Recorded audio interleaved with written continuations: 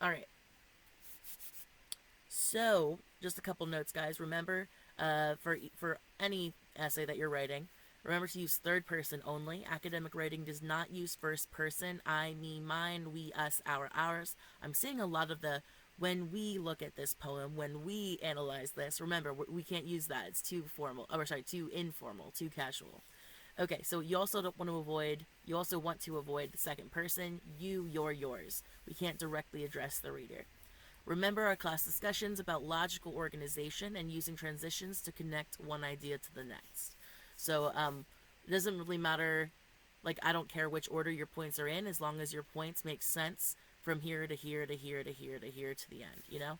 You need to connect everything clearly. All right, moving on to option B. This is the second prompt that you can choose from. So it's a little bit different from the first prompt. In the first prompt, you are choosing two different poems by two different poets. In the second prompt, you're choosing um, uh, three poems by the same poet. So, what you'll do is write an essay in which you select one poem from those that we have read in class, and then select and study at least two other poems written by the same poet to analyze in order to make a statement about the poet's overall style or thematic focus. So, style being the way that they write, so especially their use of rhetorical devices and tone.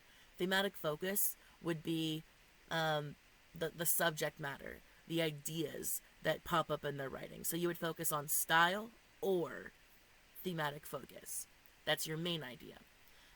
You must address at least three of the following aspects. So, again, three of the four: how they adhere to or reject form, rules, sonnets, odes, and elegies; how they employ tone, which is the poet's attitude towards subject; how they establish perspective, speaker, and audience; how they utilize rhetorical devices, including grammar and syntax. So the same thing as you're analyzing in the other prompt.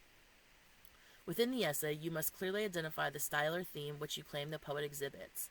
Identify the three plus poems being analyzed and provide a brief summary of each poem's content.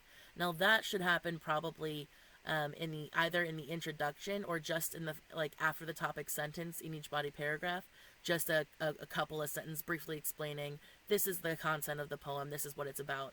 Then you get into using specific examples from each poem to support whatever claims you're making. The following questions, let me scroll down.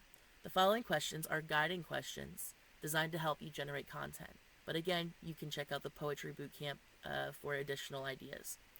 What is the shared subject matter addressed in these poems? Use specific examples from each poem to establish this subject matter. How does the poet's background influence or inform their writing or choice of subject matter? How does the poet adhere to or break form? How does the poet employ tone? Who or what is the speaker?